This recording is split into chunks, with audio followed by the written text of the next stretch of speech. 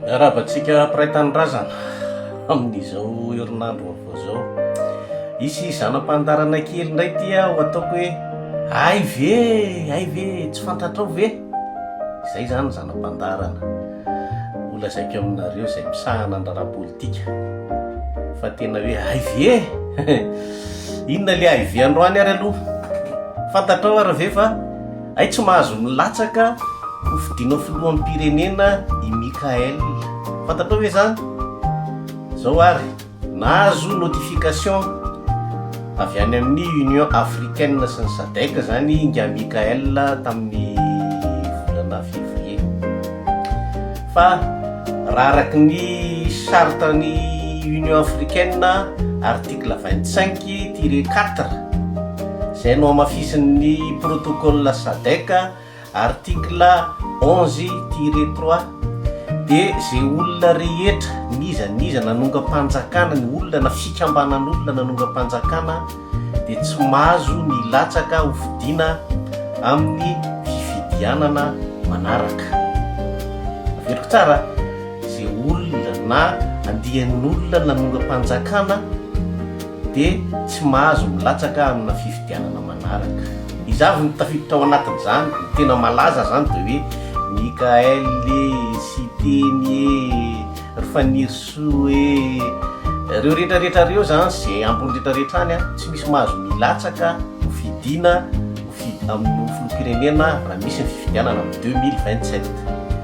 Zay ny sartany Union Africaine sy ny protocole ny SADC. Tsy afaka miala amin'izany Madagasikara raha mbola mpikambana ao anatin'ireo organisation reo. Inona ny dikan'izany? Azavaiko aminareo amin'izay ara, satria inona ny tena tanjona amin'izao reny vava nataony Siteny sy ny karazany reny. Io resaka io raha ny tena marina i Mikael tsy de natakatra loatra ny zavatra fa nieritreritra, satria ao ambadika ao izy misy manosika mirotsay ianao fa tafavoaka ianao raha milatsaka eo, vitanao io mba anjarantsika aty amin'ny sud indray no mitondra zao. De io miroboka de manao propagande sy mitokatokana ny zavatra nataony Rajoelina tamin'ny fotoan'androny. Hitantsika daholo reny fa nadiova-tena sy ny rehetrarehetra ataony reny ohatrany defa hoe masina be le zandry kely, nefany hitantsika tsara ny trafika rehetra nataony sy ny zava-doza nataony. Fa zao aty ambadika isan'ny tena mivoy an'io resaka io, satria reto amin'ny tokon'olona hafa reto zay arahana amin'ny Siteny sy Rifanisoa de efa manana ketrika amin'izao fotoana zao. Raha tadidiaka fahefana tadiditsika tsara le kabaringa Siteny hoe ny karana de malagasy, tadiditsika tsara iny zao nga Siteny de fantatritsika ny tantara na tsy fantatrareo fa milazalaza kely momba azy hoe olona mipetraka atao tsy ningeto mantsy izy iny, zandry kely koa iny. De nisy karana zay nakazy raha karana nanana ekipana mpanao judo i Yashika Momodali zay no anaran'le karana io. De io zany ny karazana ohatran'ny karazana parrain dada ozy izy mifitsony azy moa zany. Io Yashika Momodali io zany no tena hoe goroa amin'ny Siteny, nanavitra azy tany anatin'ny fahantrana satria tena nanitra velona izy taloha. De nitarika anazy amin'izay zavatra rehetra ataony sy natonga ny bizibizina malotony raha nisy le mpihira anankiray mpanao tsapika atao an-tanany iny tamin'ny fotoan'androny zandry kely, de tena hoe nipoka tapoka ary le rony navita bizina matanjaka be de tonga de io izy io. Fa inona ny fiantraikan'izay amin'izao fotoana zao? Manomana ry Siteny sy ry Kalavoritsoloza manomana ny filatsahany nga izara Yakbarali. Hainareo le izy Yakbarali zany no kandida hotohanan'izy ireo amin'ny 2027. Hitantsika tsara ny fihetsiketsehana nataony nga Yakbarali, misy hoe za malagasy, izy ara tsy mahay midinika akory fa de nandeha taty France de nanao ohatrany hoe karazana signaturana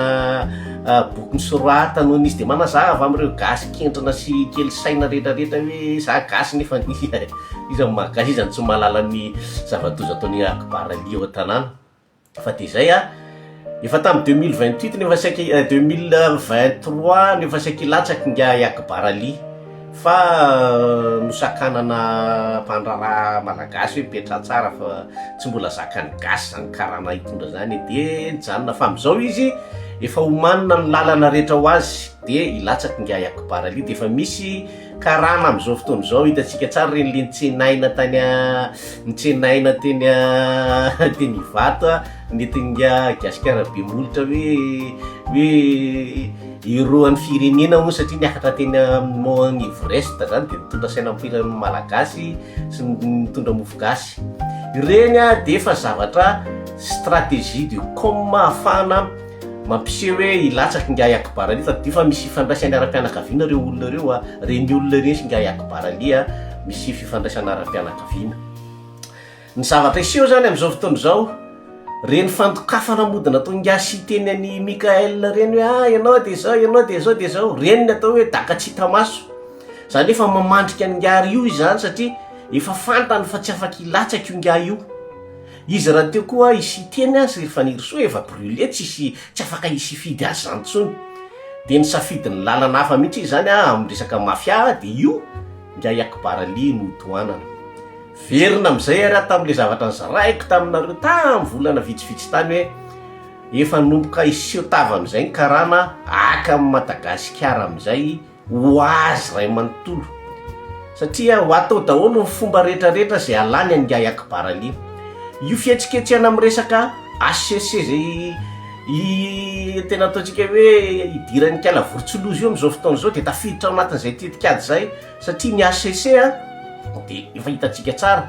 fa nga Florent Tivola zany le président ny HCC reny moa zany olona tena matim-bola tsisy valeur reny iny tena salaka sy fitombenana amin'ny ramika iny zany hoe iny foana manao tati-bolana rehefa misy zavatra misy dia iny manao tati-bolana ny ramika nisy fotoana izy saika naongana ireo mpikambana dia tonga dia nidiny ny vavady sy ny rehetrarehetra dia nitaraina tany any ramika dia ramika nanao intervention hoe mipetra tsara nareo fa tsy azonareo kitihana io fa amin'izao fotoana izao misy an'ireo haut conseiller anakiefatra reo izay dia tavy mikala vorotsiloza ho enjehana sogadraina satria ny antony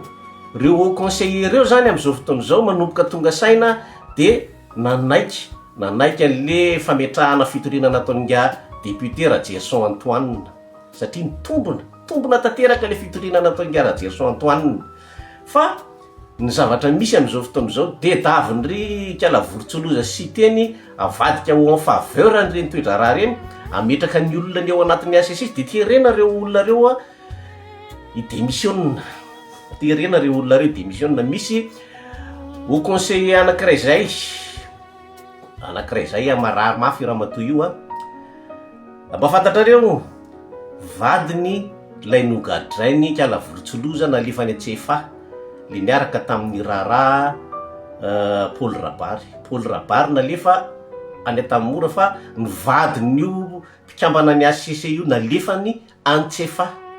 ary ny juge d'instruction nanao ny enquête au fond tamin'izany fotoana zany dia nahita mihitsy tsy misy antony hitorinan'ity SG ty satria SG na fitsarana moa sa iny izy iny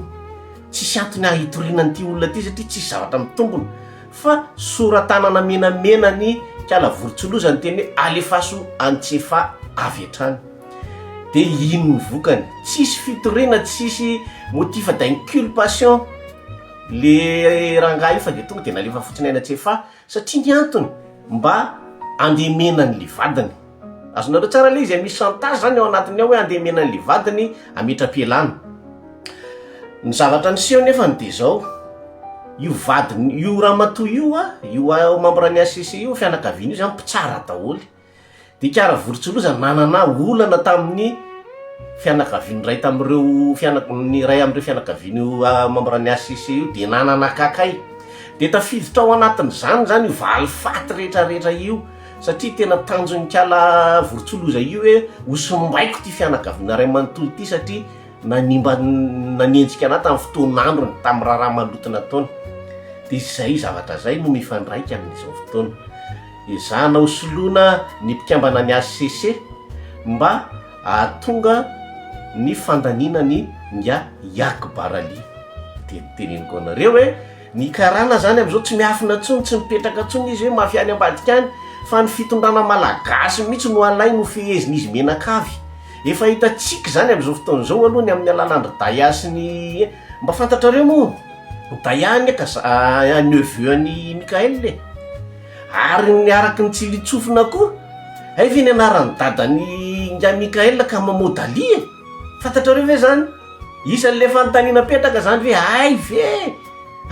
ve mety isy karana koa zany io nikakely io dikan'izay efa tena voafehan'ny karana tanteraky tsika amin'izao fotoan'izao tsy ho afaka tsony Madagasikara ny vahaolana tolotro de zao de za aloha zany i Mikaela tsy afaka hilatsaka na inona ho ataony eo na inona ho ataony eo tsy possible ny ilatsahany de za koa efa hitatsika zany zao fa mafy ny ataky avery amin'ny camp ilany efa misy ady atrano zany ao efa mitady fanongana satria efa maheno siosio zay amin'izao fotoana zao fa misy amin'ireny karana zay tohanan'reto amin'ny sisiny reto efa mitady miketrika fa mitady miketrika akanan'le fahefana amin'ny fomba rehetra ny tiako tenenina aminareo ary ho ambarako fomba fotoana manaraka zany fa misy koa conflit entre andreo karanareo ho ambarako zany fotoana manaraka mba tsy fangaron'ny vorona sy ny vorontsoloza sy ny gisa sy ny gana rehetra eto fa zay aloha ny tiako tenenina aminareo entre andreo samy karana samy mafiareo de misy koa tsy fitovizan-kevitra ary tena hoe tena combat mort mihitsy ozy ny fitenenan'izay fa zay aloha ny tsara ho fantatrareo ho anareo mpilelaka zany ho anareo mpilelaka ny gaikely colonel de zao tsy afaka milatsaka i colonel tsy afaka tsy possible de ohatr'izay koa fa niry société ny efa forfait satria efa fantatra fa tsy tian'ny olona ankalain'ny olona de tsy maintsy hitaingina karana izay mahatonga ndrendresaka tenenina hoe karana ny malagasy ny karana ny zao satria efa voafatotra ny amin'ny fiarahana amin'ny karana izy ireo tadidio tsara mihitsy ry fankala vorontsoloza reny ane ka any amin'ny tranon'ny karana no mipetraka tranon'ny karana dolo nipetrahany izy rehetrarehetrareo raha tianareo fantatra zany fa ianareo rehetrarehetra mbola milelaka sy mbola miseho miaroara ny fitondrana io teneniko aminareo fa afaka 2-3 taona efa taona de ho andevy daholo amin'izay ianareo menakavy averiko tsara ho esclave ny karana amin'izay nareo menakavy satria efa nazy amin'izay io rehetrarehetra io ka ho an'ireo mpanao politika miseho mivoy hoe sina fandaminana sy ny karazany alamino ny enlisany fa izahay efa mafantatra ny teti-dratsy ataon'ireo aza rebirebena ny saim-bahoaka misy diaspora sasany mody miteny io aloha izy aloha anao ny ataony ahoany hitondra ny firenenana anaty lavaka ko anao ny ataony ahoany efa mazava zany ny tetikady amin'izao fotoana izao ka tsara fantatritsika izay fa ny Union africaine sy ny SADC mihitsy nefa notifie any Mikaela hoe tsy mahazo milatsaka ianareo rehetra tapina ny taona ka de zay alefaka iny vavao iny de anjaratsika no mivoy an'izay manaraka iresaka momba an'le sambo aitsika manana tankeraka ejana aitsika manana sambo be mpitatotra petrolina kay manaraka iteny anareo an'iny fa maro vavao mikasika an'iny zay fa de mahireza daholo Madagasikara amin'ny malagasy